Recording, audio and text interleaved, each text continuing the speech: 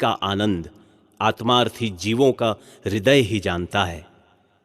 आइए पंच प्रभु की भक्ति द्वारा उनका स्वरूप का अवलोकन करें।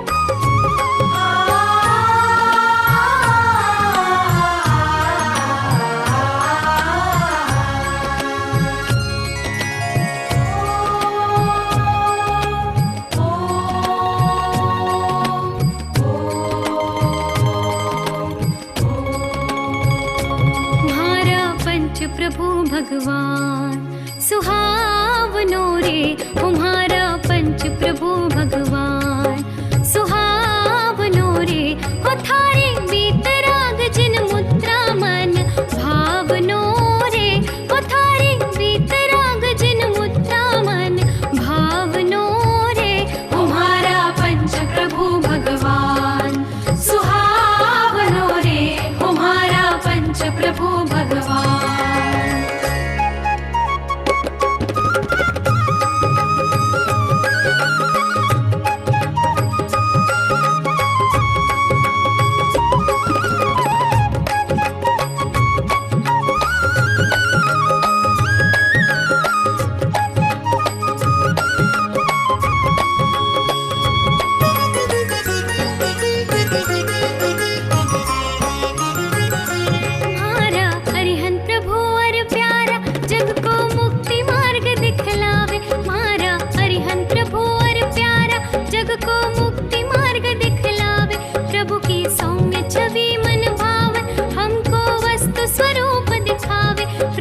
सौम्य छवि मन भावन हमको वस्तु स्वरूप दिखावे। प्रभु ने रत्नत्रय प्रगटायो हो, प्रभु ने रत्नत्रय प्रगटायो सुख कारणो रे। हो प्रभु ने रत्नत्रय प्रगटायो सुख कारणो रे। तुम्हारा पंच प्रभु भगवान सुहावनो रे, तुम्हारा पंच प्रभु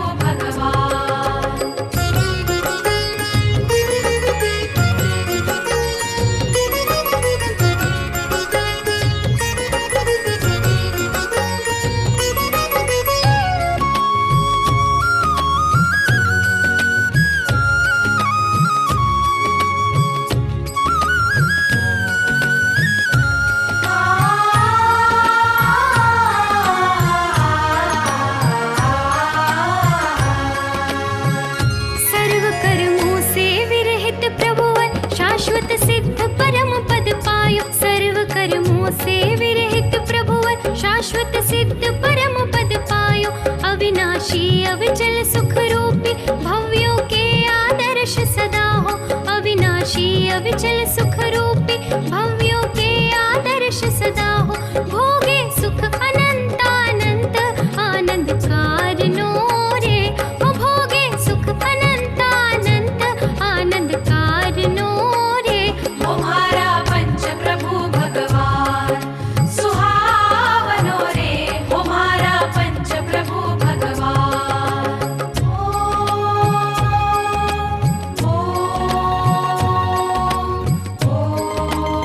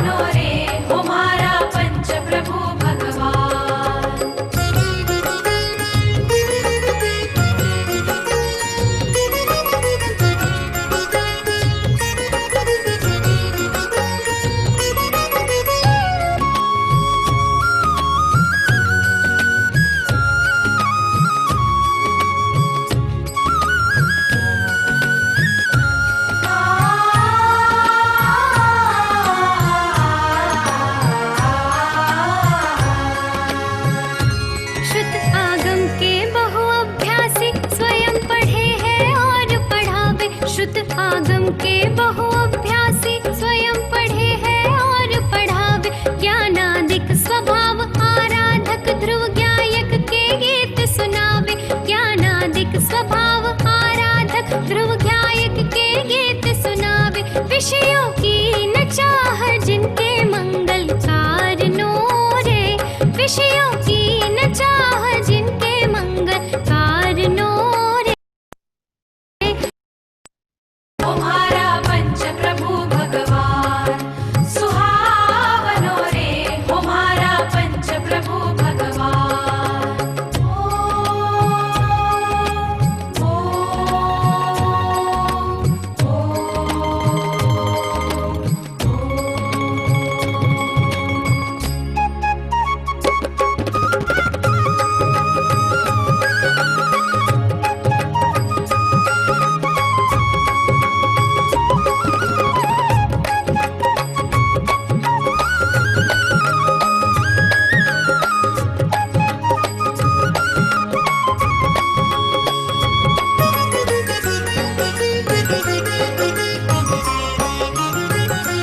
मुनिवर सकल व्रति बड़ भागी भव भोगों से सदा विरागी।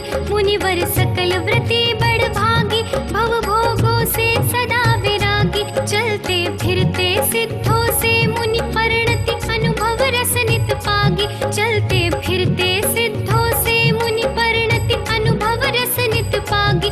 बहती उपशम रस की धारा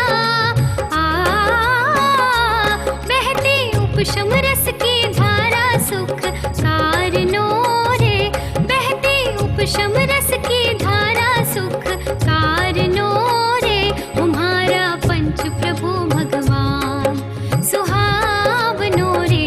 तुम्हारा पंच प्रभु भगवान सुहावनो रे। ओ थारी वीतराग जिन मुद्रा मन भावनो रे। ओ थारी वीतराग जिन मुद्रा मन भावनो रे। तुम्हारा पंच प्रभु भगवान सुहावनो रे। तुम्हारा पंच प्रभु भगवान। सुहावनो रे। ओ थारी वीतराग जिन मुद्रा मन भावनो रे। ओ थारी वीतराग जिन मुद्रा मन भावनो रे। तुम्हारा पंच प्रभु भगवान सुहावनो रे। तुम्हारा पंच प्रभु भगवान सुहावनो रे। तुम्हारा पंच प्रभु भगवान सुहावनो रे। तुम्हारा पंच प्रभु भगवान।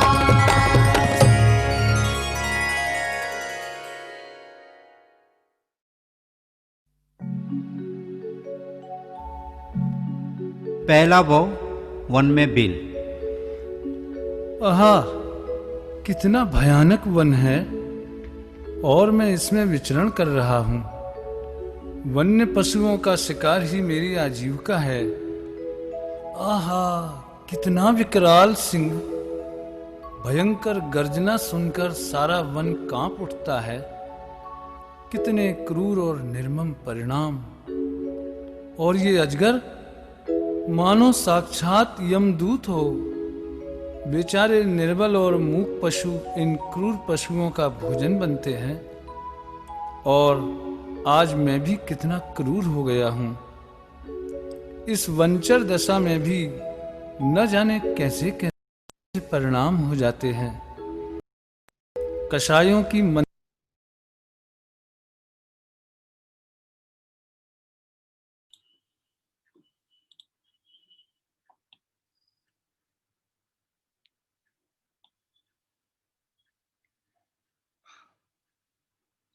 सभी साधर्मी बंधुओं को जय जिनेन्द्र। आइए, हमारा स्वाध्याय का समय हो चुका है। मंगलाचरण पूर्वक हम स्वाध्याय अपना प्रारंभ करते हैं। आज कुछ तकनीकी कारणों से YouTube पर क्लास नहीं चालू हो पा रही है, इसलिए यदि आप लेफ्ट होते हैं तो आपको वापस जूम से ही जुड़ना पड़ेगा। और जो भी अन्य साधर्मी बंधु हैं, यद्यपि वो उनको मैसेज स्वाध्याय प्रेमी ग्रुप में डाल दिया है, तो उन्हें मतलब YouTube पर अभी लाइव आज नहीं हो पा रहा है। आइए हम प्रारंभ करते हैं अपना स्वाध्याय मंगलाचरण पूर्वक।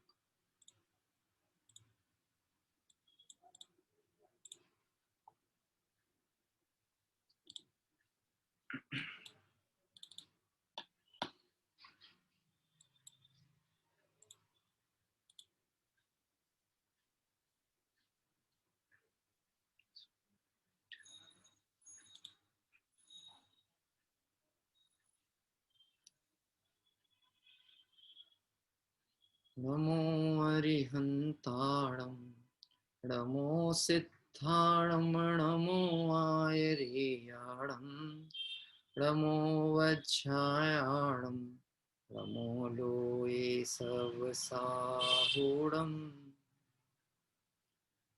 अरहंत सिद्ध सूरि उपाध्याय साधु सर्व अर्थ के प्रकाशी मांगलिक उपकारी हैं। तिनको स्वरूप जान रागते भई जो भक्ति काय को नमाए स्तुति को उचारी हैं। धन्य धन्य तुम ही से काज सब आज भय करी चोरी बार बार वंदना हमारी है। मंगल कल्याण सुख ऐसो हम चाहत हैं। ओ मेरी ऐसी दशा जैसी तुम धारी है। मंगल कल्याण सुख ऐसो हम चाहत हैं। ओ मेरी ऐसी दशा जैसी तुम धारी है।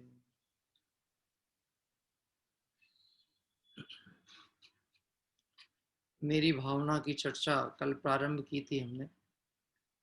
पंडित जुगल किशोर जी मुख्तार द्वारा रचित ये अनुपम रचना मेरी भावना यानी मेरा चिंतन, मेरा ख्याल, मेरा विचार, मेरा परिणाम और इस जिन शासन के तत्व को प्राप्त करके मेरे हित की भावना कैसी है, ये सारी चर्चा इस भावना के माध्यम से की गई है। कल इस विषय में हमने अनेक प्रारंभिक जो पद लिया था उस अनुसार कुछ चर्चाएं की थी। आज उससे आगे के विषय पे बढ़ना है, पर पहले मंगलाचरण स्वरूप प्रारंभ की हम 4 पंक्तियां बोलते हैं। जिसने राग द्वेष कामादिक जीते सब जग जान लिया, सब जीवों को मोक्ष मार्ग का निष्प्रह हो उपदेश दिया। बुद्ध वीर जिन हरिहर ब्रह्मा या उसको स्वाधीन कहो, भक्ति भाव से प्रेरित हो यह चित्त उसी में लीन रहो। आज जिस विषय को लेना है वो प्रारंभ की 4 पंक्तियां भी पढ़ते हैं।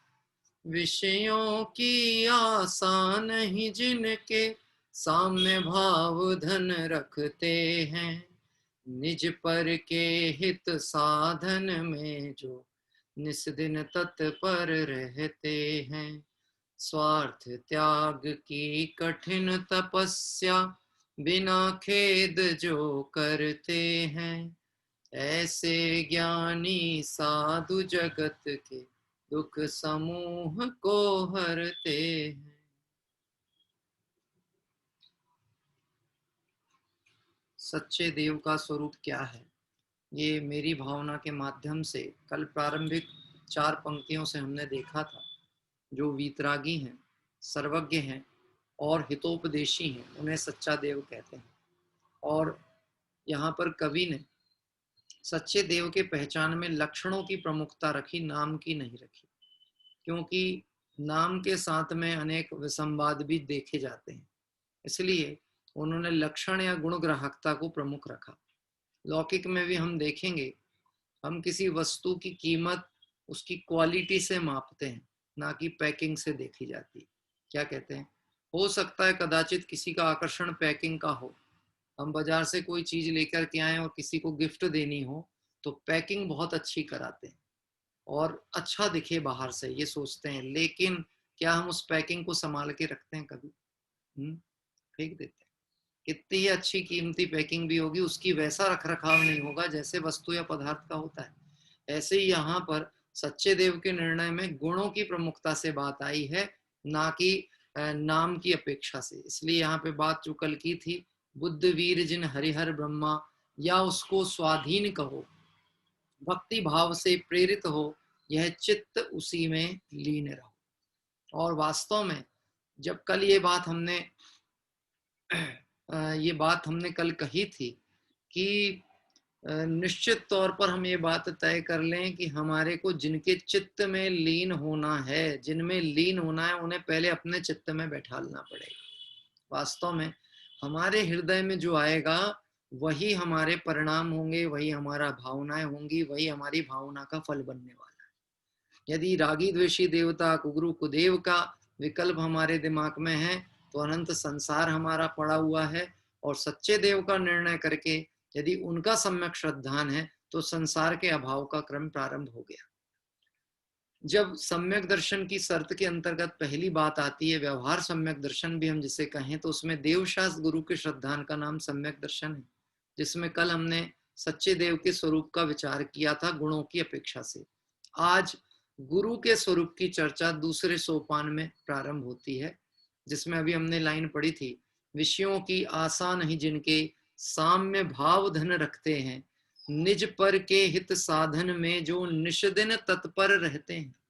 क्या कहा? विषयों की आशा नहीं जिनकी, इसकी बात चल रही है। जिन्हें बाबू युगल जी साहब ने, डॉक्टर साहब ने अपनी पूजाओं में ऐसा लिखा, चलते फिरते सिद्धों से गुरु चरणों में शीश झुकाते हैं, हम चले आपके कदमों पर नित्य यही भावना भाते। अपन ने ये बात सुनी ना, तो जिन मुनिराजों की चर्चा भी यहाँ पे हम करने वाले हैं, जिनके स्वरूप चिंतन करने वाले हैं, उनका प्रथम लक्षण क्या है? विषयों की आशा नहीं जिनके साम्य भाव धन रखते। देखा जाए दिगंबर मुनिराजों के बाहर में क्या है, क्या कह रहे हैं? देखो यहाँ पे परिचय कराते में ही सही गलत का भेद ज्ञान ऑटोमेटिकली हो जाएगा। कुगुरु कौन है और सुगुरु कौन है। कल की पहली चर्चा में सुदेव कौन है, सच्चे देव कौन है और कुदेव कौन है, ये निर्णय हो गया। और आज की चर्चा में सुगुरु कौन है और कुगुरु कौन है, ये परिचय हमें ये दूसरा पद करा देगा। विषयों की आशा नहीं जिनके, जिनके विषयों के प्रति आशा का परिणाम नहीं है, क्योंकि जिसके विषयों के प्रति आशा है वही उसी के जीवन में निराशा है। क्योंकि आशा का दूसरा पक्ष क्या होता है? निराशा। जैसे मैं आपसे कहूं, आपको जगत से कुछ आशा है कि नहीं, परिवार से कुछ आशा है कि नहीं, दुकान से कुछ आशा है कि नहीं, अपने शरीर से कुछ आशा है कि नहीं? केवल है आशा। अपने शरीर से तो ये आशा है ना कि शरीर निरोगी रहे, कोई कष्ट ना आए, ये आशा है। दुकान से आशा है कि दुकान अच्छी चले, खूब लाभ हो। घर परिवार से आशा है कि हमारे अनुकूल रहे। हाँ, ऐसे ही हर चीज में आप जहां जहां पर आपकी आशा है, आप निश्चित समझ लेना आपको निराशा हाथ लगने वाली है। क्यों? उसका मूल कारण है ये सब है पर, और पर के साथ मेरा कोई संबंध भी नहीं है, और पर पे मेरा कोई बस नहीं चलता। क्या कह रहे हैं? गजब की बात है। दुकान हमारे चलाने से नहीं चलती, दुकान अपने उदय अनुसार चलती है। लाभांतराय कर्म का उपशम होगा तो दुकान से लाभ प्राप्त होगा, और छोटी दुकान होगी तो भी बहुत लाभ होगा, दुकान नहीं होगी तो भी लाभ होगा, और लाभांतराय कर्म के ऊपर बाधा होगी, अंतराय चल रहा होगा, तो निश्चित ही समझ लेना मेन मार्केट में भी बैठे होगे तो दुकान चलने वाली नहीं। क्या कह रहे हैं? यहाँ तो ये कह रहे हैं आशा यदि आपकी होगी तो निश्चित ही दुख होने वाला है। और यदि आपने आशा को जीत लिया, आपने अपनी परिपूर्णता अपने में ले ली, पर की पर में देखा, अपने को अपने में देखा, तो निश्चित समझना आपको कोई दुखी नहीं कर सकता। दिगंबर मुनिराज परम सुखी हैं। कैसे हैं? परम सुखी हैं। तिन सुथिर मुद्रा देख मृगगण उपल खाज खुजावते। क्या कह रहे? जंगल में मुनिराज हो मंगल स्वरूप नित ध्याते, बैठ समीप संत चरणों में पशु भी बैर बुलाते। हाँ, दुनिया में कोई बड़ा पद वाला हो, धन वैभव वाला हो, राज्य अधिकारी हो तो उसको राजा कहा जाता है, लेकिन राजा भी जिसके चरणों में झुकते हैं, जिनके सामने नतमस्तक झुकाते हैं, जिनसे सुख की भीख मांगते हैं, उनको महाराजा कहते हैं। तो हमारे दिगंबर मुनिराज कौन है? महाराज। क्या नाम आता है? महाराज। परंतु गजब की बात है, नाम है महाराज और विषयों की आशा नहीं जिनकी, जिनके 5 इंद्रिय संबंधी विषय पदार्थों में आशा नहीं। अब अपन चूंकि स्वरूप निर्णय तो करना है दिगंबर मुनिराज का, लेकिन साथ साथ घटाते चलना है अपने ऊपर, उदाहरण अपना बनाना है और समझना उनका स्वरूप। जैसे मैं एक बात कहूं, हमारी 5 इंद्रियों के प्रति आशा कैसी कैसी है और एक एक इंद्रिय के प्रति कितनी कितनी आशा है। हाँ, पहले स्पर्शन इंद्री की यदि हम बात करें तो स्पर्शन इंद्री के प्रति एक संसारी जीव की आशा कैसी है और दिगंबर मुनिराज का दृष्टिकोण कैसा है, ये दो को हमको समझना पड़ेगा। हमारी आशा कैसी है स्पर्शन इंद्री के संबंध में, बता सकते हैं कोई?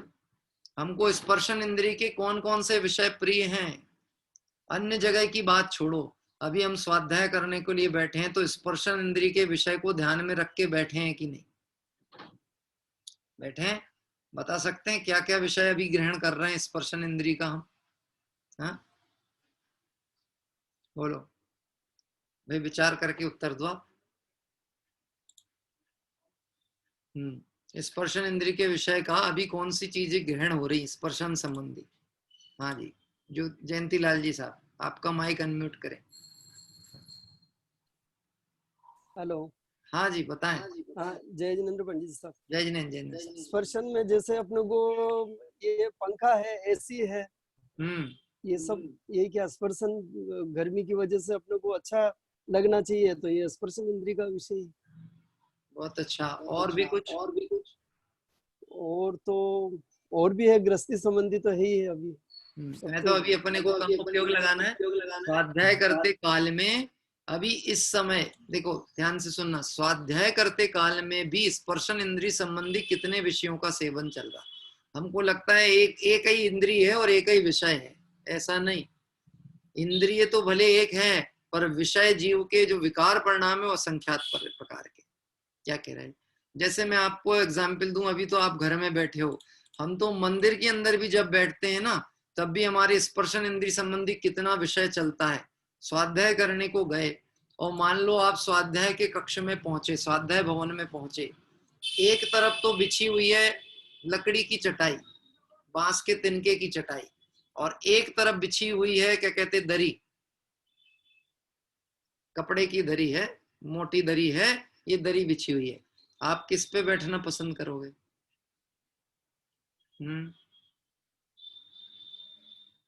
बात ख्याल में आता है? किस पे बैठना पसंद करोगे कि वो डिपेंड है आपकी रुचि किस विषय पर है। अगर आपको स्पर्शन इंद्रिय पे ऐसा लगता है कि साहब नीचे की जमीन गड़ती है, तो हम फिर गद्देदार जगह को या दरी को पसंद करेंगे। ठीक है, फिर उसके बाद में बात आती है कि बैठते समय ये ध्यान गया पंखा कहाँ का चल रहा है। बात कह रहे हैं पंखा कहाँ का चल रहा है, मैं जहां बैठ रहा हूं उसके ऊपर पंखा चालू है कि नहीं। तो गए तो थे हम सुनने के लिए तत्व की बात, गए तो थे अपने आत्म स्वरूप को समझने के लिए, लेकिन वहां पे भी स्पर्शन इंद्री की आसक्ति का विषय कैसा चल रहा कि पंखा चल रहा है कि नहीं चल रहा, वहां उपयोग गया। बैठने का स्थान कैसे, वहां उपयोग गया। शरीर के प्रति आसक्ति परिणाम ऐसा है, शरीर स्वास्थ्य दृष्टिकोण भी बन जाते हैं कई बार कारण कि जमीन में नहीं बैठ जाते, तो बैठे तो जाते से कुर्सी की खोज चालू हो जाती है कि कुर्सी है कि नहीं। बात ख्याल है? आज मैं भी कुर्सी पर बैठा हूँ, यद्यपि मैं कभी बैठता नहीं हूँ, कोशिश करके तो बिल्कुल इग्नोर करता हूँ। आज पैर में मोच आ गई तो बैठने में थोड़ी तकलीफ थी, तो फिर इसलिए मैंने कुर्सी ले ली। लेकिन यद्यपि अंदर परिणामों में हमको तो ये भाव आता है ना कि बीतरागी भगवंतों के समक्ष हमारा परिणाम कैसा होना चाहिए, लेकिन अनादिकाल से इस जीव की बहिरात्म दृष्टि के कारण से पांच इंद्रिय के विषय में ऐसी आसक्ति है, उसको ऐसा लगता है मैं विचार तो कुछ नहीं कर रहा उस विषय के प्रति, लेकिन संस्कार बस वो होता हुआ चला आता है। कैसा चला आ रहा है? जैसे अभी अपन ने दो तीन बातें देखी। हाँ, कपड़े हैं, ये भी स्पर्शन इंद्रिय का विषय है। जो हमारे शरीर पे कपड़े हैं ना, ये स्पर्शन इंद्रिय का विषय। अभी गर्मी चल रही है तो आप कैसे कपड़े पसंद करोगे? मोटे कपड़े पसंद करोगे कि पतले कपड़े पसंद करोगे? हाँ, खादी के कपड़े पसंद करोगे, कॉटन के कपड़े पसंद करो? तो कुल मिला करके इंद्री तो कोई डिमांड नहीं कर रही, परंतु इस जीव की विषयों में सुख बुद्धि ऐसी पड़ी हुई है कि इंद्री के अनुसार पदार्थों का संग्रह व्यवस्था संपन्न करने की कोशिश करता है। हाँ, ऐसे पांच इंद्रियों पे लगाना, स्पर्शन, रसना, घ्राण, चक्षु और कर्ण। रसना इंद्री पे विचार करके देखना, ये रसना की विजय कैसे मुनिराजों की और हमारी कैसे है। तो वही 3-4 इंच की जगह है जहां पे स्वाद का अनुभव होता है कि स्वाद पता लगता है, लेकिन उस स्वाद की लोलुपता के कारण से भक्षाभक्ष तक का विवेक नहीं बचता। क्या खाना, क्या नहीं खाना, कब खाना, कब नहीं खाना, इसका निर्णय नहीं रहता। कहाँ खाना, कैसे खाना, क्या कह रहे? देखो गजब की बात है, दिगंबर मुनिराज भी खड़े होकर के आहार लेते हैं। उनके खड़े होकर के आहार लेना 28 मूल गुण में से एक गुण है, और हमें खड़े होकर के आहार लेना ये हमारे लिए अयत्नाचार है। क्या कहलाता है? मुनिराज खड़े होकर के लें तो 28 मूल गुण में से एक, और हम लें तो पापाचरण की खाते में जाएगा। लेकिन गजब की बात है, धन्य दिगंबर मुनिराज, विषयों की आशा नहीं जिनके साम्य भाव धन रखते हैं। जिन्होंने 5 इंद्रिय के विषयों को छोड़ा है, इसका मतलब वो निर्धन नहीं है, उनके पास समता रूपी धन ऐसा है जिसके आगे सारा धन फीका है। क्या कह रहे हैं? आपने बहुत पहले कभी सुनी होगी, एक नीति वाक्य चलता था, गज धन राजधन और रतन धन खान, जब आयो संतोष धन सब ध्वल धून समान। क्या कह रहे? गज धन, बाज धन, राजधन, जितने प्रकार का धन है ये तब ही तक धन कहलाता है जब तक संतोष का धन नहीं है, और ये इनके प्रति आसक्ति दुख का ही कारण है। दिगंबर मुनि भगवंतों का 5 इंद्रियों के प्रति जो आसक्ति का परिणाम है, जीत लिया गया। नियम सार में तो ऐसा लिखा है, आपने एक भजन सुना होगा, अपन उस भजन में पंक्ति कहते हैं, पंचेंद्रिय का विस्तार नहीं जिसमें वह देह ही परिग्रह है। सुना है भजन? निर्ग्रंथों का मार्ग हमको प्राणों से भी प्यारा है। इसमें लाइन आती, पंचेंद्रिय का विस्तार नहीं जिनके, अपने विस्तार अपन किनके देखो। और दिगंबर मुनिराज, धन्य दिगंबर मुनिराज, जो ग्रीष्म ऋतु में कहाँ रहते हैं? शिखर के ऊपर। शीत ऋतु में कहाँ रहते हैं? कि नदी के किनारे। और वर्षा ऋतु में कहाँ रहते हैं? तो वृक्षों के नीचे। इसका वैज्ञानिक तथ्य समझना पड़ेगा। शरीर के प्रति आसक्ति ना हो जाए इसलिए ऐसे स्थानों का चयन करते हैं। ये परिचय है मुनिराजों के लिए, परिचय। गर्मी के दिनों में जब पर्वतों की चोटी पर जाने से लोग डरते हैं, तो ऐसे स्थान का दिगंबर मुनिराज चयन करते हैं। ऊंचे पर्वत पर, गिरनार पर्वत की चोटी पर जाकर के बैठ गए। पार्श्वनाथ भगवान, हाँ, संवेद शिखर की चोट पर जाकर बैठ गए। आपने देखा हो कि जब गर्मी के दिन हो और हम तीर्थ वंदना को जाएं तो अपने अंदर से एक भाव आता है, देखो भैया जल्दी जल्दी वंदना कर लो, जब बहुत गर्मी बढ़ जाएगी ना तो चलना मुश्किल हो जाता है। ऐसा ही बोलते हैं ना अपन, तो जल्दी जल्दी से कर लो। और ऐसा है जब तेज धूप होगी तो अपन तब तक उतरने की कोशिश करने लगेंगे। तो हमारा उस समय भी, वितरागी भगवंतों के दर्शन के काल में भी, उनकी वंदना के काल में भी परिणाम कौन सा चल रहा है? 5 इंद्रिय की विषय आसक्ति का। और धन्य है वह दिगंबर मुनिराज जिनको विषयों की आशा ही नहीं। बात ख्याल में आती? विषयों की आशा नहीं जिनके, एक एक इंद्रिय देखो मुनिराज के, आशा नहीं है। देह के प्रति आशा नहीं है, इसलिए शरीर के लिए सुख दुख का कोई विकल्प नहीं उनको। क्या कह रहे हैं? ठंडी के दिन में कौन सा स्थान पसंद करते हैं? पसंद नहीं, चयन करते। पसंद करें तो राग हो जाए। ठंड के दिनों में शीत, जहां पे नदी में ठंडी हवा चल रही है तो उसके किनारे जाकर के बैठ जाते। अपन ऐसा स्थान नहीं पसंद करेंगे। ठंड के दिन में आप क्या चाहोगे? हाँ, हिमालय घूमने जाना चाहोगे ठंड के दिन में? नहीं, हम चाहेंगे कि अगर तेज ठंड पड़े तो हम कहीं अग्नि जलती दिख जाए तो उसके पास खड़े हो जाए। हाँ, घरों में लोग हीटर चालू कर लेते हैं, नहीं तो कंबल ओढ़ करके बैठ जाते हैं।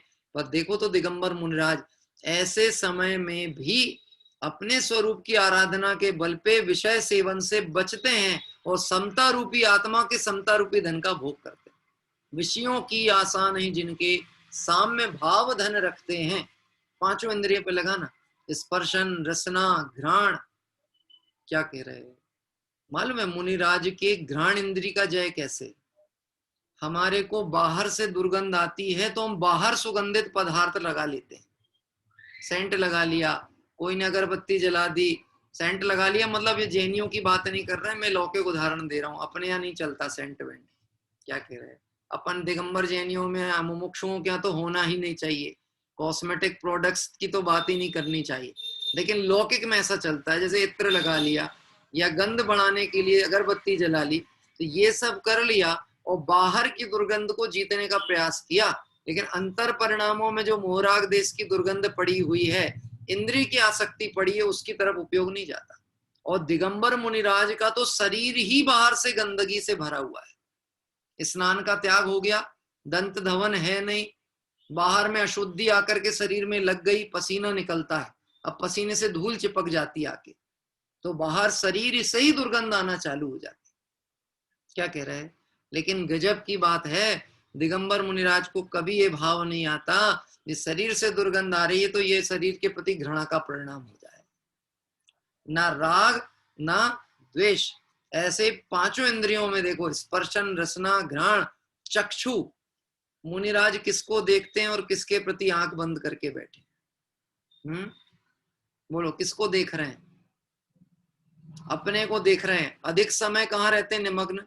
दिन रात आत्मा का चिंतन, मृदु संभाषण में वही कथन। दिन रात काम क्या है?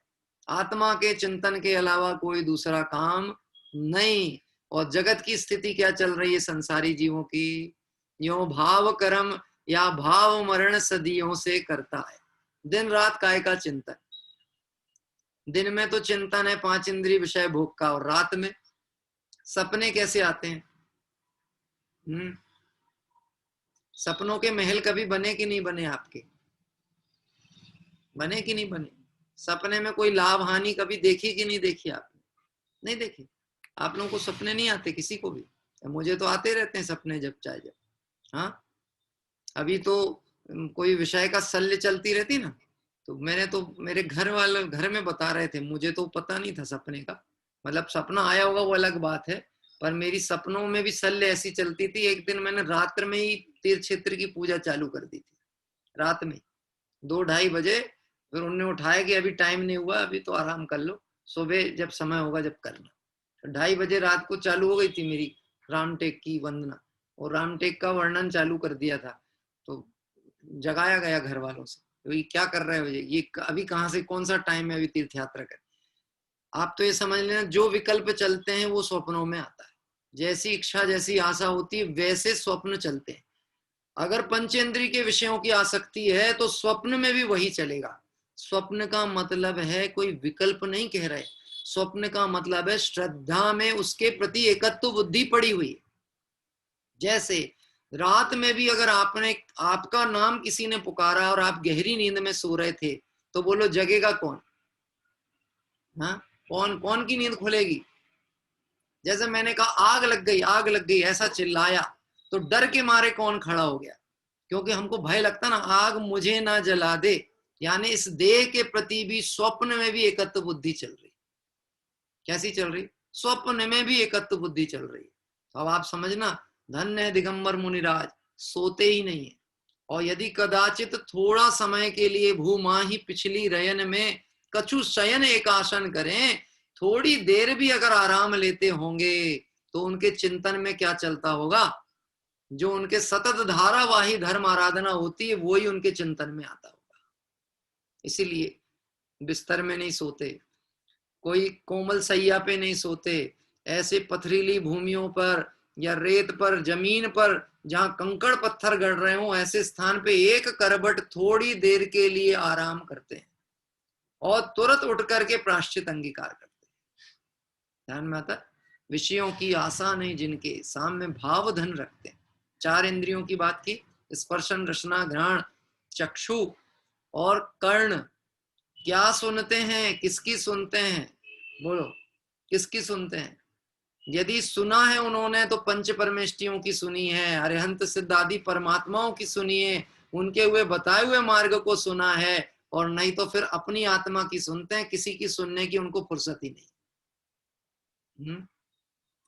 ऐसे विषयों की आशा नहीं जिनके, साम्य भाव धन रखते हैं, निज पर के हित साधन में जो निस्दिन तत्पर रहते। बहुत विचार करना, बहुत ही सुंदर पंक्तियों के द्वारा ये बात लिखी गई है। निज पर के हित साधन में पहला काम किसका है? अपना हित करना। और जो अपना हित करता है उससे कभी दूसरे का बुरा हो सकता। तो दिगंबर मुनिराज हमारा भला करने के लिए मुनि बने हैं कि अपना भला करने के लिए? अपना भला करने के लिए।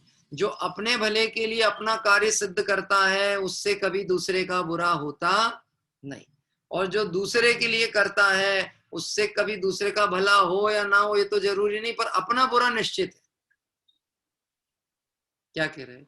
मान लो मुनिराज आशीर्वाद देने लगे दिगंबर मुनि, और उनका आशीर्वाद हमको लगने लगे, और लग भी जाए तो कोई आश्चर्य की बात नहीं। अरे जब हम 64 रिद्धिधारी मुनिराजों की चर्चा करते हैं और उसमें ये सारा वर्णन अपन सुनते हैं कि दिगंबर मुनिराज ऐसे होते हैं, दिगंबर मुनिराज की ऐसी रिद्धियां प्रकट होती हैं कि किसी जीव को पलक उठा करके देख लें और उसको कोई रोग हो तो मिट जाए, उनके शरीर से स्पर्शित हवा यदि किसी को लगे तो उसका कुष्ठ रोग मिट जाए। तो मुनिराज मान लो कदाचित आशीर्वाद देते, ठीक है, और हम सब उनके पास आशीर्वाद लेने चले जाएं, तो मुनिराज के सामने आशीर्वाद लेने वालों की लिस्ट और लाइन कितनी लंबी होगी।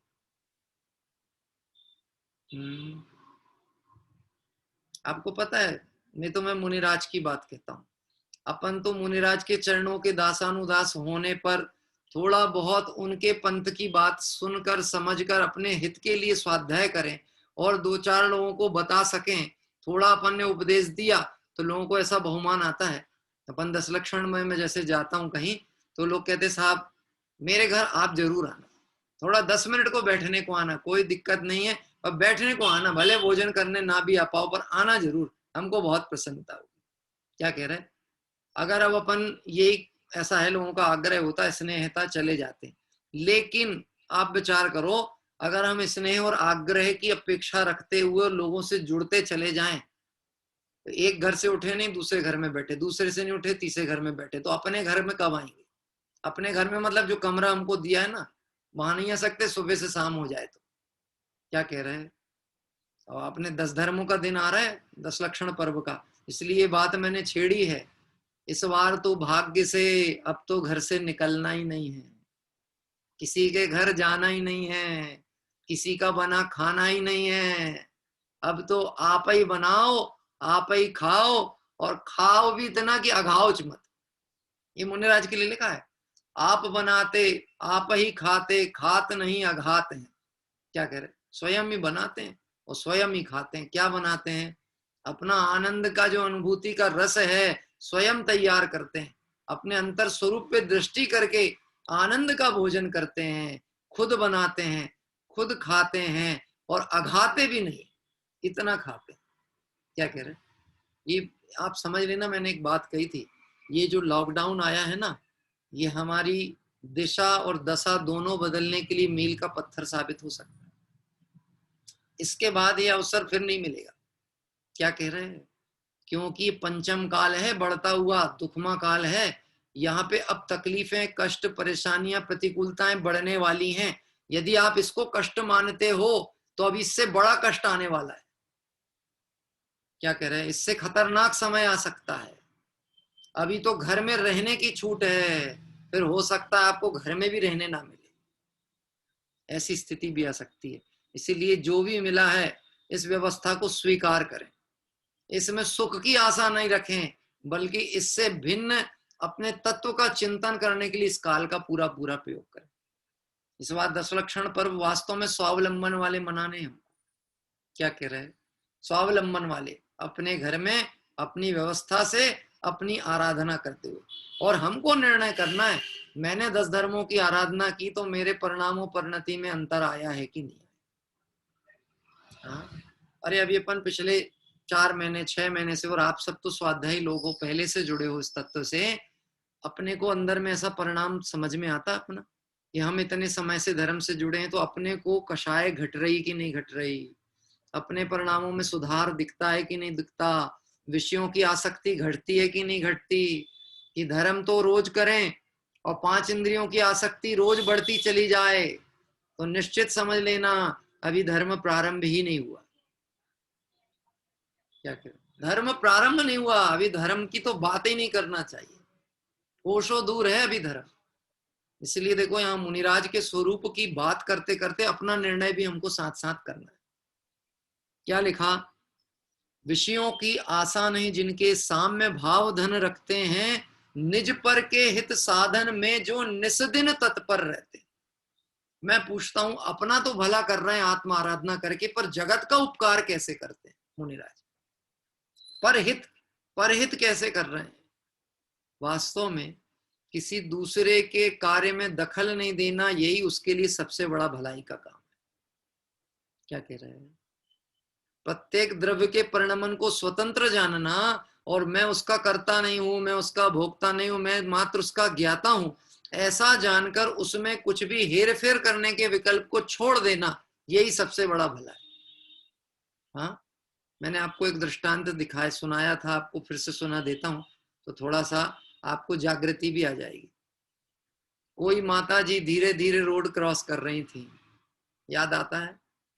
धीरे धीरे रोड क्रॉस करके एक तरफ से दूसरी तरफ पहुंची, और किसी भले आदमी को करुणा आ गई उनके ऊपर कि माता जी इधर खड़ी हैं, कहीं ऐसा तो नहीं कि उनको रास्ता क्रॉस करने में दिक्कत हो रही हो, तो उसने उनका हाथ पकड़ा और उनको लेकर के इस तरफ वापस ले आया।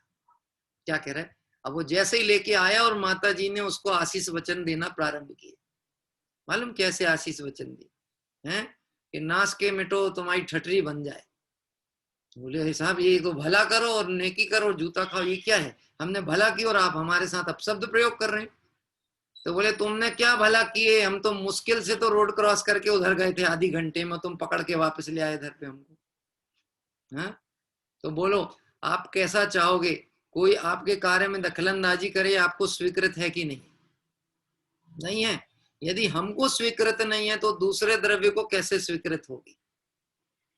दूसरे को कैसे स्वीकृत होगी? धन्य है वह मुनिराज जो पर के हित के विकल्प को छोड़कर निज हित में ऐसे लग गए कि उनको देख करके लोगों को निज हित की भावनाएं जाग जाती है। क्या कह रहे हैं? हाँ, देखो कोई रागी द्वेषी को देखोगे ना तो राग द्वेष ही पनपेगा, और किसी वितरागी को देखोगे तो वितरागता की भावना आएगी। दिगंबर मुनिराज को देखते हैं तो पशु अपना बैर भूल जाते हैं, और हमको और आपको देखते हैं तो उनको गुस्सा आने लगती है। तो कसाईयों के चक्कर में आओगे तो कसाय पनपेगी। मैं आपसे पूछता हूं, हम सब साधर्मी बंधु हैं, धर्म प्रेमी कहलाते हैं, सब कुछ है, लेकिन अभी हमारे भी भूमिका कमजोरी है जीवन में। कहीं अपन मिल जाए और कोई मुद्दा एक निकल जाए, कोई सा भी एक मुद्दा जो कि राग द्वेष से संबंधित है, तो बोलो उस समय हमको ऐसा भाव आता है, हम मुमुक्षु हैं, हम स्वाध्यायी हैं, कि अपने को उसी चर्चा में रस आने लगता है। किसी की बुराई करने की बात हो जाए तो टाइम पता लगता है? नहीं लगेगा। देखो वह दिगंबर मुनिराज धन्य है जो निज और पर के हित साधन में निस्दिन तत्पर रहते हैं, सावधान है। किसी के किसी कार्य में दखलंदाजी करना क्यों नहीं करना है? सब द्रव्य स्वतंत्र जगत में कोई ना किसी का काम करे, ये बात उनके हृदय में श्रद्धान करके बैठी है, इसलिए उनका किसी से साथ हस्तक्षेप करने का भाव ही नहीं होता। ये सबसे बड़ा उपकार है। आज सुबह अपन जब गुरुदेव श्री के प्रवचन सुन रहे थे, उसमें एक लाइन आ रही थी कि हमें भगवंतों का प्रसाद प्राप्त होता है। क्या कह रहे हैं? प्रसाद। प्रसाद मतलब क्या होता है? वहां क्या वर्णन किया? प्रसाद किसको कहा? कि केवल ज्ञानी के ज्ञान में यदि हम भव्य हैं, अल्पकाल में मुक्ति को हम प्राप्त करने वाले हैं, यदि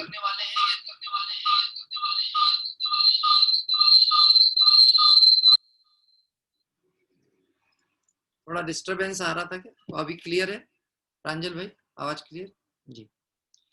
यदि हमारे को जरा भी ऐसा भाव आता है, देखो ध्यान से निकल गई बात।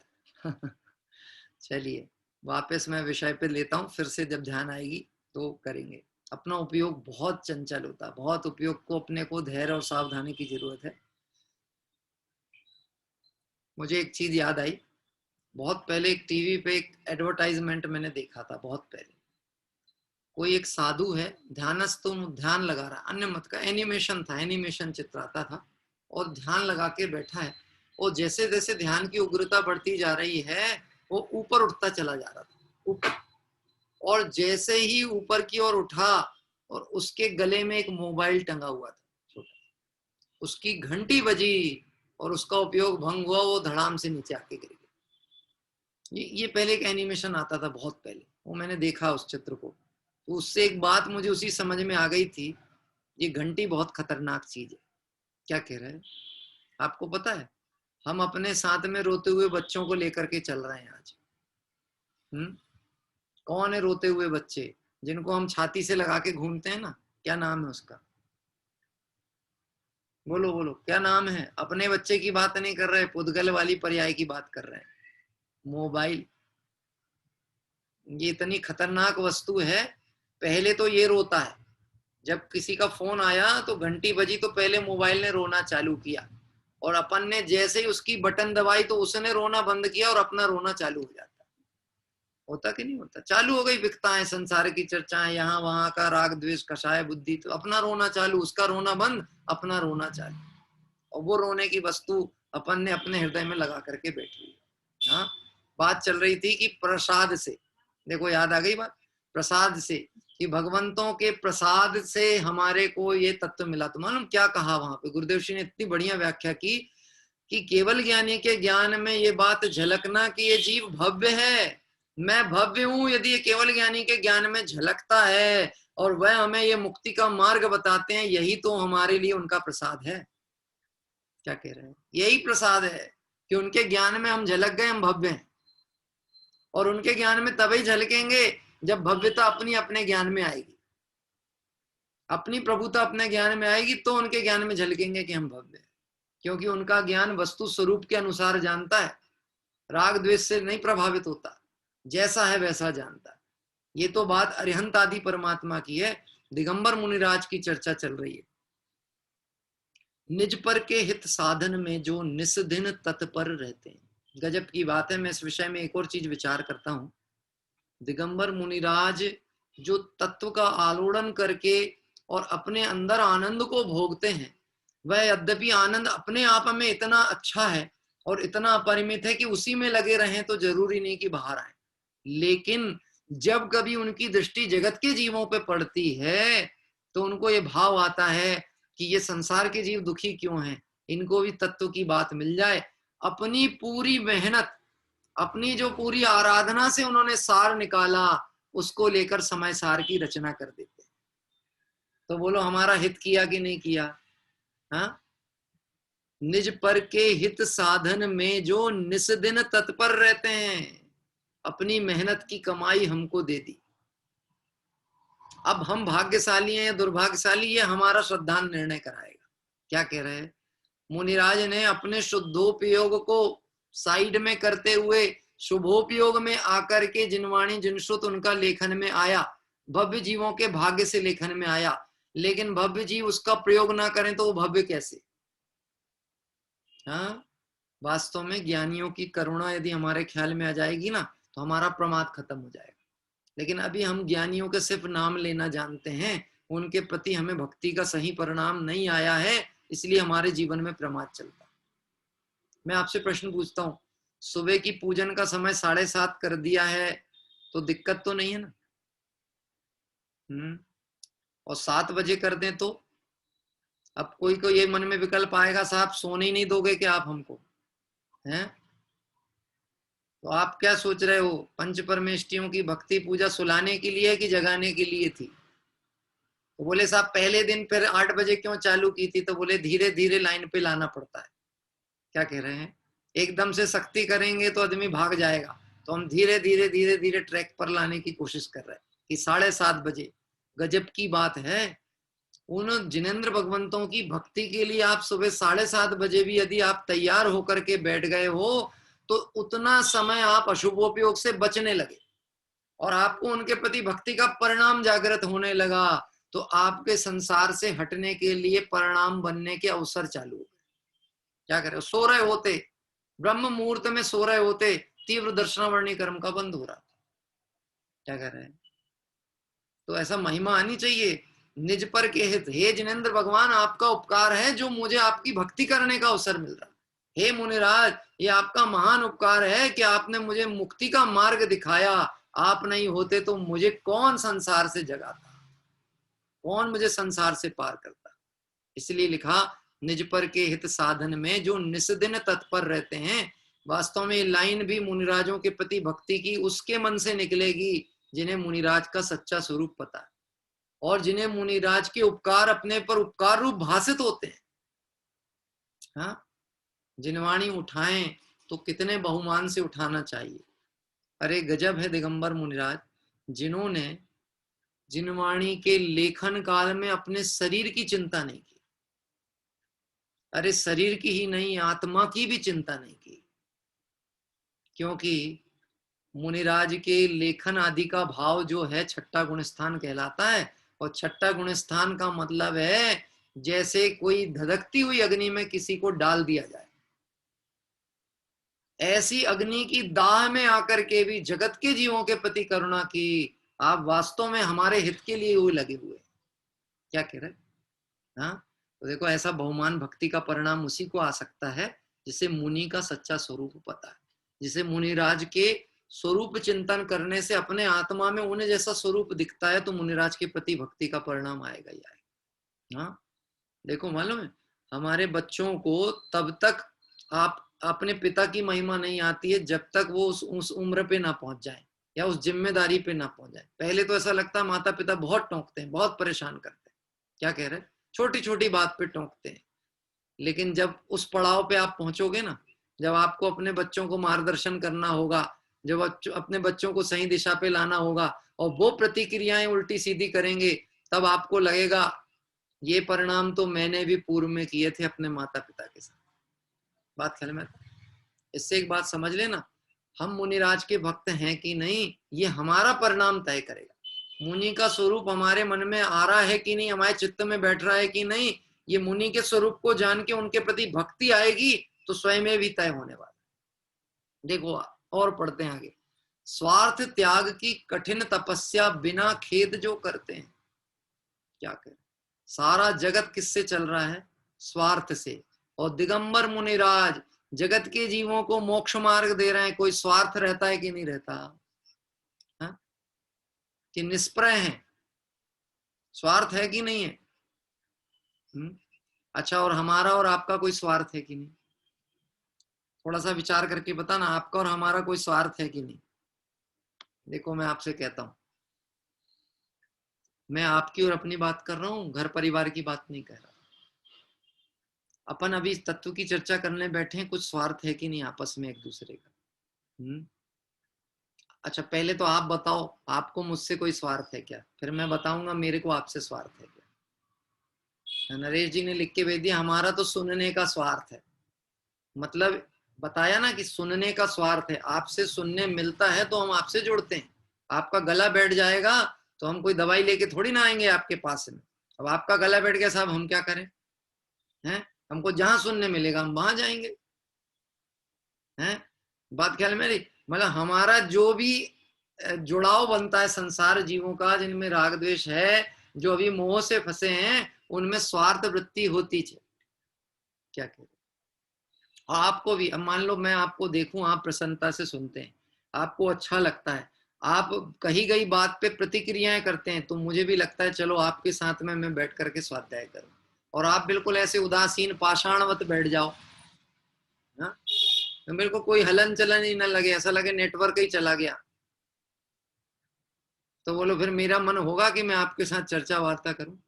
मतलब मैं भी कहीं ना कहीं किसी स्वार्थ से जुड़ा हूं। पर धन्य है दिगंबर मुनिराज, स्वार्थ त्याग की कठिन तपस्या। बहुत कठोर काम है, बहुत कठिन काम है स्वार्थ छोड़ना। मैंने इस विषय में बोला था, पुनः आपको स्मरण कराता हूं। हमारे घर परिवार समाज क्यों टूटते हैं? हमारे निजी स्वार्थों के कारण। किससे टूट जाते हैं? भाई भाई का रिश्ता क्यों टूट जाता है? जहां स्वार्थ टकराते हैं वहां रिश्ते टूट जाते हैं। जहां अपनत्व रहेगा, जहां स्वार्थ भावना नहीं रहेगी, वहां पे व्यवहार बहुत अच्छा चलेगा। क्या कह रहे हैं? स्वार्थ टूट जाते हैं। दो सगी बहन, मतलब एक ही पिता के घर में जन्म ली हैं और विवाह होकर के जाती हैं, एक ही परिवार में जाती हैं। ऐसी घटनाएं देखी होंगी आपने, एक ही परिवार में गई, देवरानी जेठानी बन गई। कौन? सगी बहन। और देवरानी जेठानी बनने के बाद में दो घर हो गए अलग अलग। मालूम है क्या स्वार्थ आ जाता है? पहले तो ये मेरी बहन थी, अब ये हो गई मेरी देवरानी।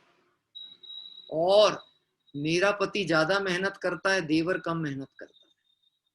जे सुबह से जाके दुकान में बैठ जाते हैं और जे घर भी खाना खाने टाइम पे नहीं आ पाते, वो तो देखो घर आते हैं तो 2 घंटे आराम करके जाते हैं। जबकि गजब की बात है, वो भाई भाइयों में हो सकता तालमेल रहा होगा वैचारिक, उन्होंने कहा होगा तुम बाजार का काम करके थोड़ा घर पे रुक जाना, हम दुकान देख लेंगे। उनने ऐसा बोला हुआ है, पर यहाँ सोच में अंतर आ गया। मेरा पति उसका पति। बात ख्याल में आती? स्वार्थ वृत्ति जन्मी और घर टूटा। हाँ, छोटी छोटी सी बातों पे आपके क्लेश हो सकता है। छोटी छोटी सी बात, कितनी सी बात पे। मैंने आपको दृष्टांत बताया था, पुनः बताता हूं कि एक भाभी अपने देवर की गिलास में दूध डालती है और पति की गिलास में दूध डालती है। तो दूध डालते समय मलाई को पीछे खिसकाना है, दूध की मलाई को, और हाथ में चम्मच नहीं है तो कैसे खिसकाएगी? हाँ, रतन जी साहब ने बता दिया, फूक के दिखा दिया, फूकना पड़ता है। और मलाई को फूका तो मलाई दूध के लेयर से पीछे हो गई और दूध गिरता है। अब अंतर आ जाता है फूकने में। कैसा अंतर आ गया कि पति की गिलास में तो फूक रहेगी किस तरफ में? पूर्व दिशा की तरफ की पश्चिम दिशा की तरफ? कि अगर गिलास पूर्व दिशा की तरफ है और धारा पूर्व दिशा की तरफ है तो पश्चिम से पूर्व की तरफ फूंक मारी जाएगी ताकि मलाई धारा के साथ गिलास में गिर जाए। और अगर देवर की गिलास में गिलाना हो दूध तो दिशा परिवर्तन हो जाता है, और अगर दिशा परिवर्तन ना हो तो फूंक के प्रेशर में अंतर आ जाता है। बात ख्याल में आती है? यद्यपि ये बात वो सामने वाले के दिमाग में नहीं हो, ना भी पहुंच पाए, पर तुम्हें अपने परिणाम का फल तो लग ही गया। और निमित्त निमित्त के संबंध आप समझ लेना, इन परिणामों का फल आपके परिवार पे दिखने वाला है। कभी भी लौकिक में भी मैं एक बात कहूंगा, व्यवहारिक जीवन में, लौकिक जीवन में रिश्तों से अधिक किसी वस्तु को महत्ता नहीं देनी। अगर आपने रिश्तों से अधिक महत्ता व्यवहारिक जीवन में किसी वस्तु पदार्थ को दे दी, धन वैभव पैसे को दे दी, निश्चित समझ लेना आप धर्म करने के अधिकारी नहीं बचने वाले। आपको धर्म करने का अधिकार ही नहीं रहेगा। हाँ, चाहे आप मंदिर के पदाधिकारी क्यों ना हो, अगर आपने अपनी स्वार्थ वृत्ति उस कार्य से जोड़ ली, अब आपको धर्म करने का अधिकार नहीं। इसलिए स्वार्थ त्याग की कठिन तपस्या। धन्य दिगंबर मुनिराज, सिर्फ अपने प्रयोजन की सिद्धि के लिए दिगंबर मुनि मुद्रा अंगीकार किए हैं, जगत का कल्याण करने के लिए नहीं। हाँ, दुनिया को लगता है महाराज जी के आशीर्वाद मिल जाए तो काम हो जाए। गजब की बात है, जो आशीर्वाद दें और ऐसा माने मेरे आशीर्वाद से इनका काम होता, वो दिगंबर मुनिराज ही नहीं। और अगर मैं भी ये मानूं कि दिगंबर मुनिराज के आशीर्वाद से काम होता है, तो फिर मेरे को पुरुषार्थ करने की क्या जरूरत? देखो, उपकार कथन में ऐसे ही कहा जाता है, जैसे कोई बच्चा जब सफल होता है तो यही बात कहता है, स्कूल में रिजल्ट आया, फर्स्ट डिवीजन पास हुआ, तो जब पूछा जाता है कि आप अपनी सफलता का श्रेय किसको देना चाहते हो, तो वो बोलता है मेरे गुरुओं को, मेरे माता पिता को, मेरे परिवारजनों को, इनकी ही प्रेरणा से, इनके आशीर्वाद से मैं आज फर्स्ट डिवीजन पास हुआ हूं। तो मैं आपसे पूछता हूं, उनके आशीर्वाद से ही पास हुआ हो तो पढ़ने की क्या जरूरत है? ये पढ़ाई मत करो साल भर और सीधे उनका आशीर्वाद लो, जाकर के पेपर हॉल में बैठ जाओ, परीक्षा हॉल में। पास हो जाओगे कि नहीं होगे? गजब की बात है, पूरा काम तो खुद ही को करना पड़ता है, परंतु जिससे मार्ग मिलता है, जो निमित्त कहा जाता है, निमित्त को ही कर्ता कहने में आता है।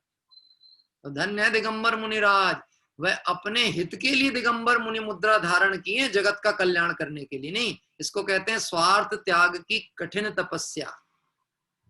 इसलिए मैंने आपको, आप पढ़ना, अंगार धर्मामृत है, जहां मुनि धर्म के स्वरूप का चिंतन आया है। ऐसे ग्रंथों का आप अभ्यास करके देखोगे तो उसमें आपको ये सारी चीजें स्पष्ट होंगी। मुनि बनने के पहले सभी परिजनों से पहले आज्ञा लेते हैं। किसी का कुछ लेने देने का पड़ा हुआ हो तो वो निष्पादित करते हैं।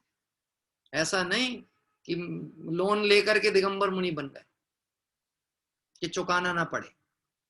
नहीं तो अपन लोगों में, व्यापारियों में ऐसी वृत्ति होती। मैंने अभी एक घटना सुनी, किसी व्यक्ति की दुकान में आग लग गई और बहुत भीषण आग लगी, 50-60 लाख रुपए का सामान जल गया हुआ, स्टेशनरी की दुकान थी। बाद में पता चला आग खुद ही नहीं लगाई थी। क्यों? खुद ने क्यों लगाई? कि बोले साहब देनदारी इतनी हो गई थी कि लोग बहुत जान खा रहे थे, तो कम से कम आग लगा दो तो कहने को होगा कुछ बचा ही नहीं देने के लिए। आप सोच सकते हो जगत के जीवों का सोचो दृष्टिकोण कैसा होता है। धन्य है मुनिराज, स्वार्थ त्याग की कठिन तपस्या बिना खेद जो करते हैं। हमारा पूरा जीवन देह के एकत्व बुद्धि में जाता है और दिगंबर मुनिराज को कभी भाव ही नहीं आता कि शरीर का क्या हो रहा है। उन्हें कभी विकल्प भी आता है तो सिर्फ ये विचार आता है इन भावों का फल क्या होगा, मेरे परिणाम तो नहीं बिगड़ रहे, मेरा भला बुरा तो मेरे परिणामों से होने। कठिन तपस्या है, अपने हित का लक्ष्य बनाना ये कठिन कार्य है। जगत में दूसरे का काम कर देना ये सरल काम है। क्या कह रहे हैं? जो जिनको समाज सेवा का विकल्प होता है ना, उनको समाज सेवा बहुत सरल लगती है और आत्म कल्याण बहुत कठिन लगता है। हाँ, मैं आपसे पूछता हूं, अपने घर में या अपने जेब से पैसा निकालना सरल है कि दूसरे के जेब से पैसा निकालना सरल है? दूसरे के जेब का निकालना सरल है कि अपने जेब का? हाँ, ये तो डिपेंड करेगा कि वो व्यक्ति कौन है। साहूकार होगा तो अपने जेब से निकालना सरल होगा और चोर होगा तो किसकी जेब से निकालना सरल होगा?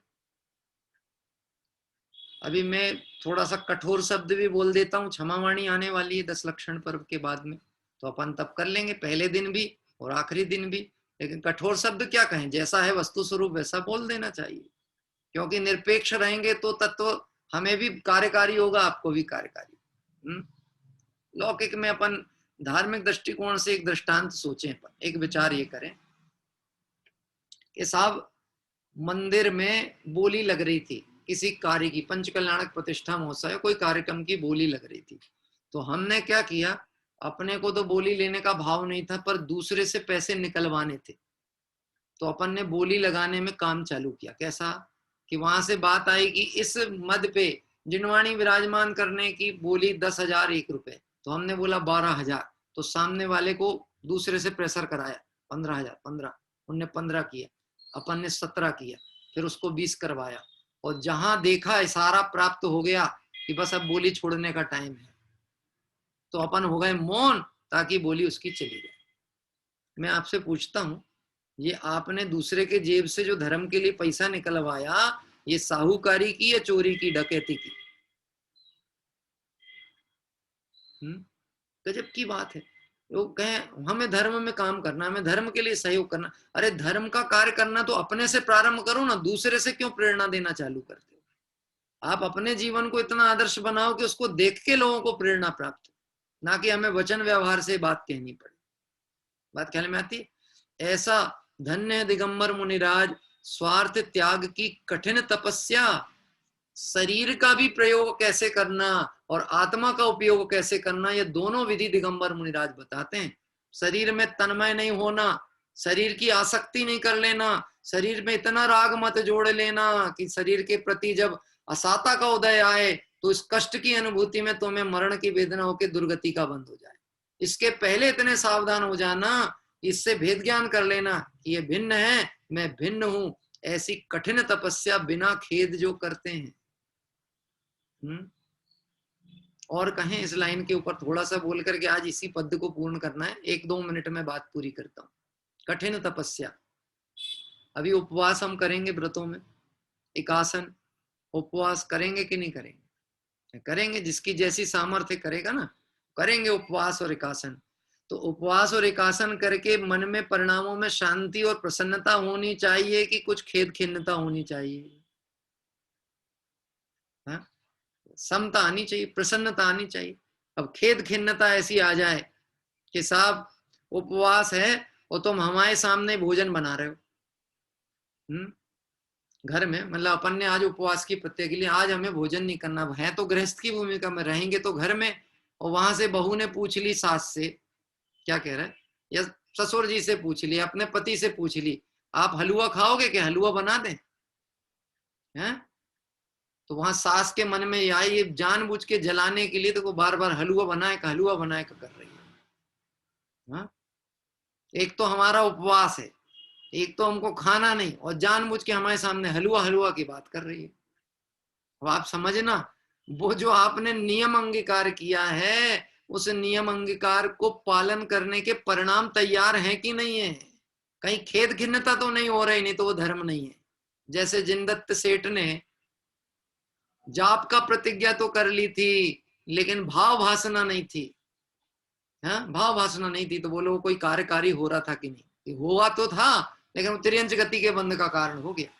इसका अर्थ ये कदाचित नहीं निकालना हमें कोई व्रत तपों में शिथिलता दिखानी है, लेकिन इतनी सावधानी अवश्य रखना कि परिणामों की संभाल में कभी भी असावधान नहीं।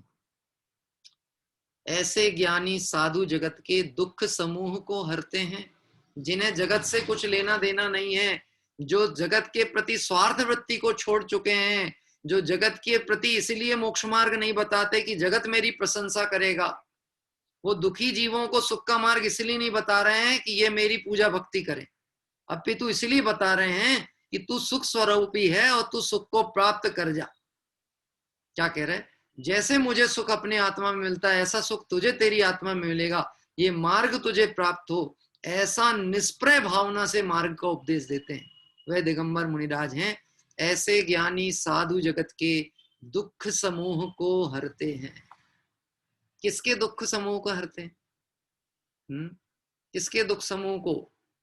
जो निस्वार्थ आत्मा आराधना में लगते हैं, उनके दुख समूह तो हटते ही हैं, और उनके निमित्त से जगत के जीवों का भी कल्याण होता है। मैं आपसे एक बात कहूं, जैसे पारस मणि को छूने पर लोहा सोना बन जाता है, ऐसे दिगंबर मुनि भगवंत के जहां चरण पड़े, वह नगर, वह वन, वह स्थान, वह कहना चाहिए उन स्थानों में समता, शांति, सौहार्द समाज में आ जाना चाहिए, ना कि कषाय की अग्नि भड़क जाए। हाँ? मंदिर जो पुराने सूने थे वो भर जाने चाहिए, ना कि नए मंदिरों के प्रोजेक्ट आने चाहिए। बात ख्याल में आती? खाली मंदिर रिक्त भरे जाएं तो अपने को ऐसा लगे कि वास्तव में ऐसे ज्ञानी साधु जगत के दुख समूह को हरते हैं। ऐसा नहीं होना चाहिए कि उनके नाम से कषाय पनप जाए, भेद खड़े हो जाएं, समाज में विघटन की स्थिति बन जाए। हैं, ये शत्रु हैं, ये धर्म को नहीं जानते, ये ऐसे हैं, ऐसे कथन तो कभी दिगंबर मुनिराज कहते ही।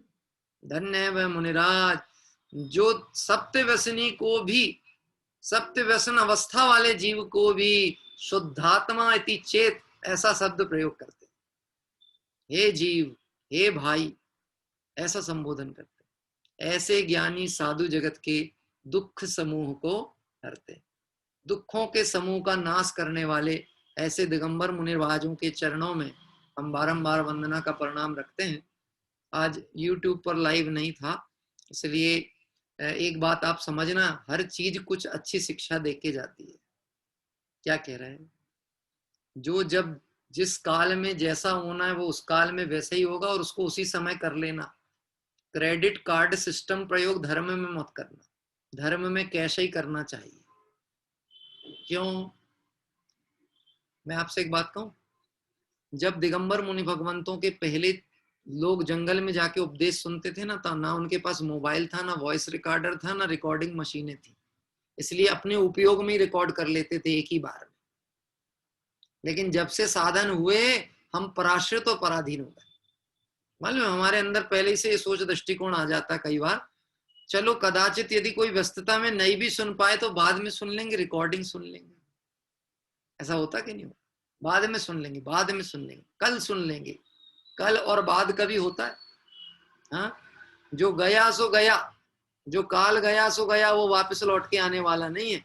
इसलिए पराधीनता से धर्म नहीं करना, धर्म हमेशा स्वाधीनता से करना। जैसे कदाचित किसी ने सोचा होगा कि हम तो बाद में सुन लेंगे। अब ये विषय तो जो चर्चा अपने को करनी थी कर ली, और यहाँ मीटिंग क्लोज हुई। अभी जैसे मैं मीटिंग बंद करूंगा और सब क्लीन हो जाएगा, बचेगा तो सिर्फ अपने ज्ञान में, और कहीं बचने वाला नहीं। हमारे उपयोग में जो ग्रहण हो गया गुण, वो अपने काम में आ गया, और जो छूट गया सो छूट गया। बात ख्याल में थी? इसीलिए आज नगद कल उधार, दुकानदारों का कोटेशन होता है, आज नगद कल उधार। ऐसे ही आप सावधान रहना। कल सुबह भी हम तीर्थ वंदना को एलोरा जी जा रहे हैं। वैसे तो ऐसा नहीं होना चाहिए कि कोई तकनीकी कारण आड़े आए, लेकिन कदाचित आ जाए तो इसके लिए हम क्या कर सकते हैं? जो जो देखी वितराग ने सो सो होसी वीरा रे। इसलिए समय पे उठ करके और बिल्कुल अच्छी भावनाओं के साथ उस तीर्थ वंदना में आप जुड़ जाना, क्योंकि अगर मान लो YouTube पे नहीं रिकॉर्ड हो पाई तो ना भी हो पाए, और हो जाए तो हो जाए, तो दोनों स्थिति है। लेकिन हमको तो अपनी तैयारी के साथ में अपनी आत्माराधना में लगे रहना है, ऐसी भावना रखते हुए अभी दिगंबर मुनिराज के संबंध में जो मेरी भावना की चर्चा है उसको सामान्य तौर पे अपन ने विचार किया। आगे इस चर्चा को कल लेकर के बढ़ेंगे। आइए भक्ति के क्रम में चलते हैं। आज जो हमारे सुबह डॉक्टर साहब का परिवार है, ज्योति जी बहन है इंदौर से, उनके परिवार के माध्यम से जिनेंद्र भक्ति का लाभ लेते हैं।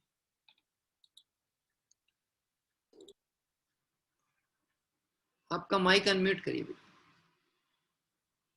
अनम्यूट। हाँ आ रही आवाज? हाँ अब आ रही है। सभी को जय जिनेंद्र। जय जिनेंद्र।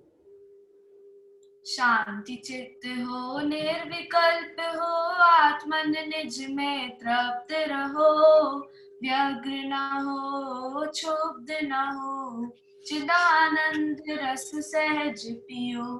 स्वयं स्वयं में सर्व वस्तुएं सदा परिणमित होती है, इष्ट अनिष्ट न कोई जग में, व्यर्थ कल्पना झूठी है। धीर वीर हो, मोह भाव तज, आत्म अनुभव किया करो, व्यग्र न हो, क्षुब्ध न हो, चिदानंद रस सहज पियो। देखो प्रभु के ज्ञान माही सब लोका, लोक झलकता है, फिर भी सहज मग्न अपने में, लेश नहीं आकुलता है। सच्चे भक्त बनो प्रभुवर के, ही पथ का अनुसरण करो, व्यग्र न हो, क्षुब्ध न हो, चिदानंद रस सहज पियो। देखो मुनि राजों पर भी कैसे कैसे उपसर्ग हुए, धन्य धन्य वे साधु साहसी, आराधन से नहीं चिगे।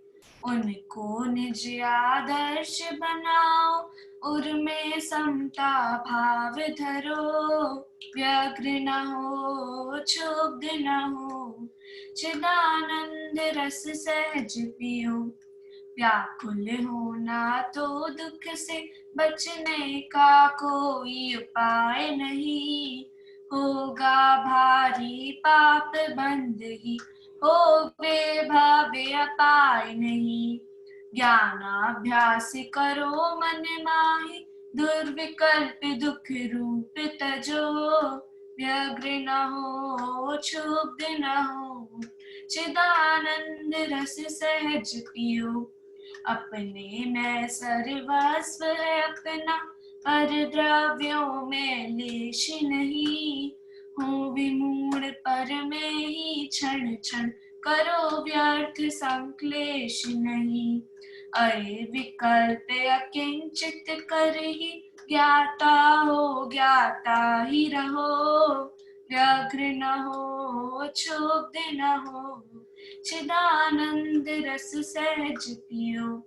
अंतर दृष्टि से देखो नित, परमानंद में आत्मा, स्वयं सिद्ध निर्बंध निरामित, शुद्ध बोध परमात्मा। आकुलता का काम नहीं कुछ, ज्ञानानंद का वेदन हो, व्यग्र न हो, क्षुब्ध न हो, चिदानंद रस सहज पियो। सहज तत्व की सहज भावना ही आनंद प्रदाता है, जो भावे निश्चय शिव पावे, आवागमन मिटाता है। सहज तत्व ही सहज ध्येय है, सहज रूप नित ध्यान धरो, व्यग्र न हो, क्षुब्ध न हो, चिदानंद रस सहज पियो। उत्तम जिन वचनामृत पाया, अनुभव कर स्वीकार करो, पुरुषार्थी हो स्वाश्रय से, विषयों का परिहार करो। ब्रह्म भाव में मंगल चर्या, हो निज में ही मग्न रहो, व्यग्र न हो, क्षुब्ध न हो, चिदानंद रस सहज पियो। जय जय। बहुत ही सुंदर सांत्वनाष्टक की अभी ये पूरा पाठ आदरणीय बड़े पंडित साहब के द्वारा रचित, ये बहुत ही सुंदर रचना है, जिसको अभी हमारे डॉक्टर साहब जो इंदौर से हैं, उनकी बेटी यति जैन, यति ही नाम है ना, यति, हाँ, यति ने लिया। और मुझे ऐसा जानकारी भी पता लगी थी किसी माध्यम से कि यति वैसे भी लौकिक शिक्षा में भी बहुत ब्रिलियंट है। निश्चित ही आपको एक बात मैं कहूँगा, हम लोग जब पाठशाला पढ़ते थे बचपन में, आज के समय में एक पैटर्न आया है पाठशालाओं में कि जैसे स्कूल एग्जामिनेशन का लोड बढ़ता है तो पाठशालाएं बंद कर दी जाती हैं कि भैया स्कूल की पढ़ाई बहुत है, इसलिए वहाँ का बच्चे को कोचिंग करनी पड़ती, ये करना पड़ता, वो करना पड़ता, और हम पाठशालाओं को कहने चाहिए स्टॉप कर देते हैं। बहुतायत जगह मैंने देखा है। और हमको याद है कि हम जब पाठशाला पढ़ने जाते थे तो कल सुबह पेपर भी होता था, तो आज रात की पाठशाला भी अटेंड करने जाते थे। आपको मैं इस विषय में बच्चों की दृष्टिकोण से एक बात कहूंगा, जो धर्म शिक्षा में और धर्म आराधना में प्रवीण होते हैं उनको लौकिक शिक्षा में कोई पछाड़ सकता ही नहीं, क्योंकि ज्ञान का उघाड़ होने के पीछे कर्म का उदय है। यदि आपके ज्ञानावर्णी कर्म का उपशम होगा तो आप ज्ञान का प्रयोग किसी भी क्षेत्र में करोगे, आपको सफलता मिलने वाली है। और यदि ज्ञान के ऊपर आवरण पड़ा होगा तो आप किसी भी क्षेत्र में जाना, आपको सफलता प्राप्त नहीं होने वाली। ये जो आपने अभी बहुत सुंदर पाठ उसने यति ने लिया, निश्चित ही वो पाठ के अंतर्गत उस भावना की पुष्टि भी हुई जो हमने दिगंबर मुनिराजों के अंदर देखा। साम्य भाव धन रखते हैं, हे जीवो शांत चित्त हो, निर्विकल्प हो, आत्मन निज में तृप्त रहो, व्यग्र न हो, क्षुब्ध न हो, चिदानंद रस सहज पियो। फिर एक लाइन आखिरी में आई, बहुत अच्छा, प्रश्नवाचक चिन्ह है, आकुलता का नहीं कुछ कारण। बताओ क्या आकुलता है, आकुलता का कारण क्या है? अगर अपन इसी विषय पे जरा सा विचार करें तो सांत्वनाष्टक का पूरा माल आपको समझ में आ जाएगा। आकुलता, आपके जीवन में कोई विषय को लेकर आकुलता है? मैंने कोई पोइट्री अभी पढ़ी कहीं पर, किसी व्यक्ति की, अपने से जुड़े हुए व्यक्ति की, वो उनकी पोइट्री में आया आकुलता बनी रह जाती है जीवन में।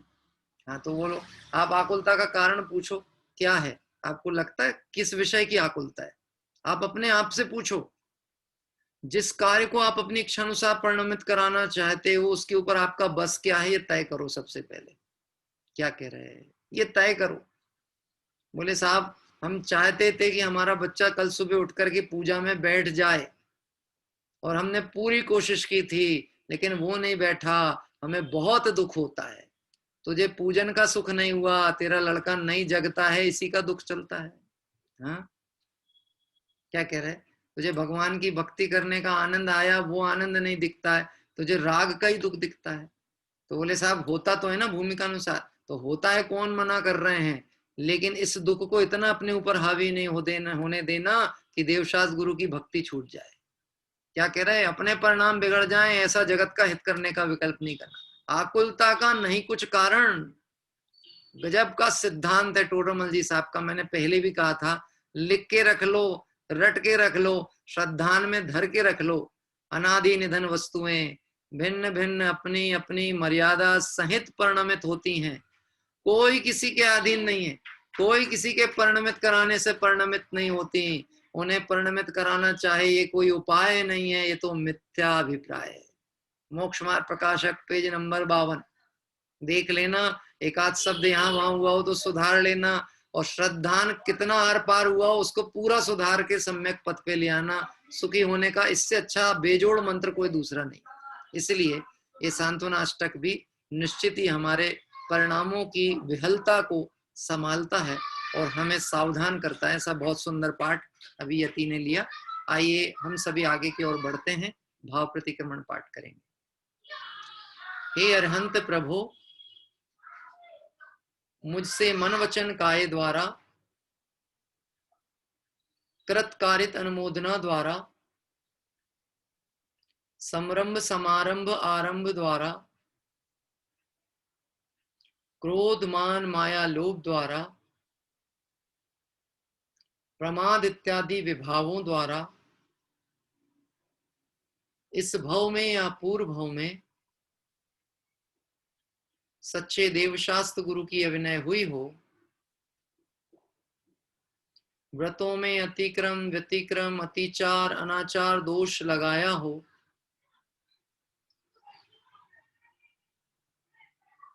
एकेंद्रीय से लेकर पंचेंद्रीय तक किसी भी जीव की हिंसा हुई हो, विराधना हुई हो, दिन या रात में लगाए सर्व दोषों का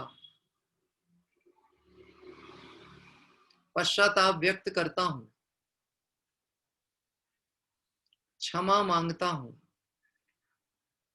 वह मेरे सभी दोष मिथ्या हो, मैं मुझ में रहूं, इस प्रकार मैं इन सभी दोषों का प्रायश्चित करता हूं। ओम नमः सिद्धेभ्यः। जिनवाणी स्तुति का पाठ करते हैं।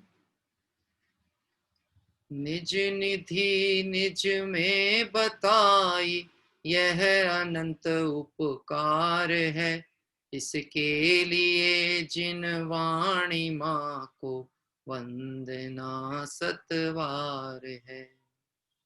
विधि पूर्वक 3 बार नमोकार मंत्र का पाठ।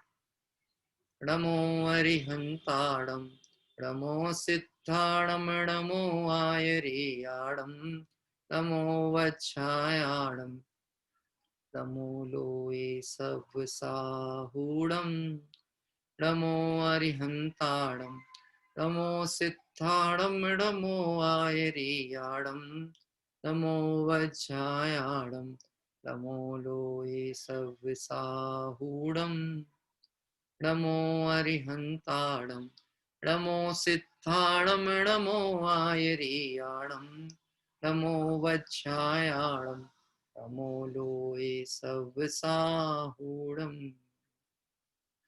जय बोले द्वादशांगमय जिनवाणी माता की जय हो। देव शास्त्र गुरु भगवान की जय हो। वीतरागी जैन शासन की जय हो।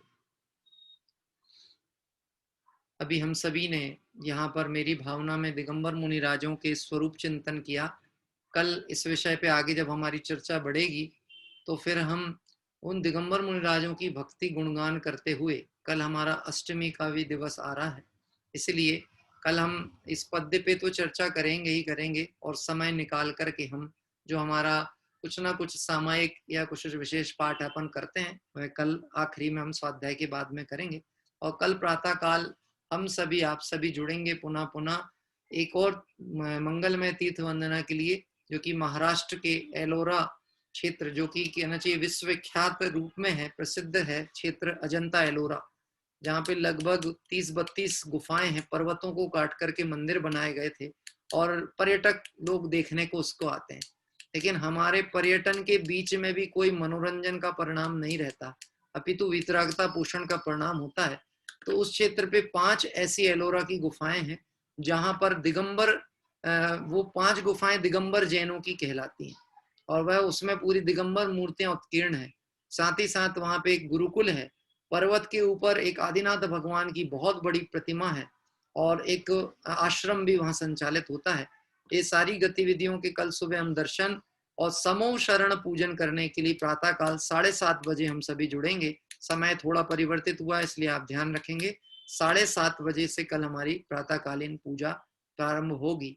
तो आप सभी अपने परिवार के साथ में, परिजनों के साथ में, जैसे जब हम कभी पर्यटन को जाते हैं तो उत्साह कितना होता है, तैयारी कितनी होती है, तो वैसे ही निश्चित हम वीतरागी भगवंतों के दर्शन को जाएं और किसी नए क्षेत्र पे जाएं तो हमारे उत्साह में कमी नहीं होनी चाहिए, अपितु वृद्धि ही होनी चाहिए।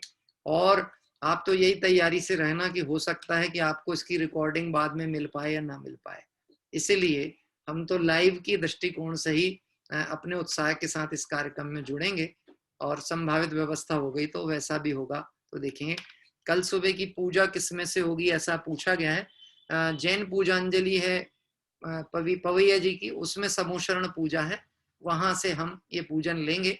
मैंने बीच में भी पीडीएफ कई बार 1-2 बार शेयर किया था पर बहुत दिन हो गया है, आप कहें तो मैं आज पुनः आपको स्वाध्याय प्रेमी ग्रुप में पूजा की बुक शेयर करता हूँ।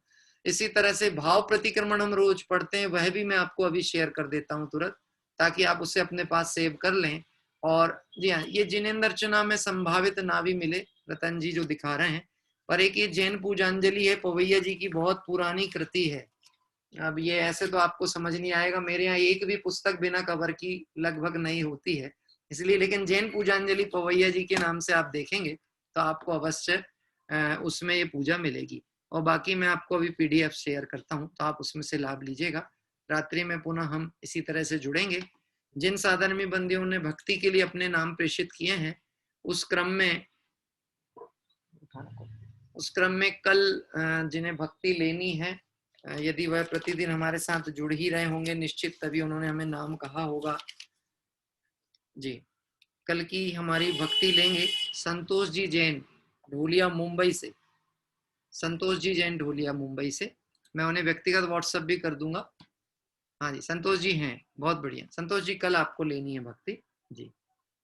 कल की पूजन मैंने आपको बता दिए, मैसेज आ रहा है बार बार। कल की पूजन हमारी जो होगी वो जैन पूजांजलि से होगी, पवैया जी कृत जैन पूजांजलि। मैं आपको PDF अभी शेयर करता हूँ, उसमें समूह शरण पूजा आप देख करके कल प्रातः काल उसमें आप सभी जुड़िएगा। इसी तरह हम सभी इस मेरी भावनाओं को ध्यान रखते हुए, अपने हित की भावना को ध्यान रखते हुए आत्म आराधना करें, और निश्चित ही इन सिद्ध भगवंतों जैसे अपने स्वरूप का चिंतन कर अल्पकाल में मुक्ति को प्राप्त करें।